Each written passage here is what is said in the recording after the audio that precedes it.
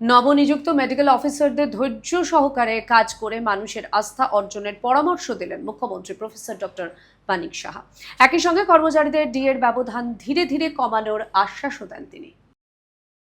মঙ্গলবার প্রজ্ঞা ভবনে নির্বাচিত জেনারেল ডিউটি মেডিকেল অফিসারদের হাতে নিয়োগপত্র তুলে দেওয়া হয়। অনুষ্ঠানে মুখ্যমন্ত্রী বলেন, চিকিৎসক হিসেবে কাজের পাশাপাশি এখন থেকে সরকারি কর্মচারী ও জনসেবক হিসেবেও মানবিক এবং সহানুভূতিশীল মনোভাব নিয়ে কাজ করতে হবে। অনুষ্ঠানে সরকারের কর্মসংস্থান ও ডিএ বৃদ্ধি নিয়েও বক্তব্য রাখেন তিনি। মাত্র 7 মাসের মধ্যে ডেন্টাল কলেজ হয়ে গেল। মাননীয় প্রধানমন্ত্রী জি এসে এটার ইনোগ্রেশন করেছেন। এখানে যারা বাইরের থেকে ডিসিএ এর যারা কর্মকর্তারা এখানে এসছেন, আমাদের ডেন্টাল কলেজ দেখে তারা এত খুশি। আমি বলছি না এতে আত্মতুষ্টির বিষয় নাই, আরও কিভাবে এটাকে ডেভেলপ করা যায়।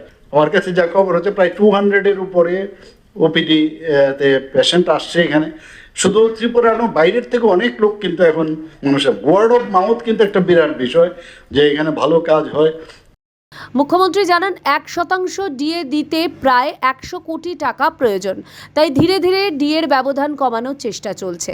পাশাপাশি তার দাবি, স্বচ্ছতার মাধ্যমে এখনো পর্যন্ত 22,365 জনকে সরাসরি চাকরি দেওয়া হয়েছে এবং কন্ট্রাকচুয়াল ও আউটসোর্সিংয়ের মাধ্যমে আরও 26,228 জনের কর্মসংস্থান হয়েছে। পাশাপাশি বিকল্প কর্মসংস্থানের উদ্যোগও চলছে বলে জানান মুখ্যমন্ত্রী।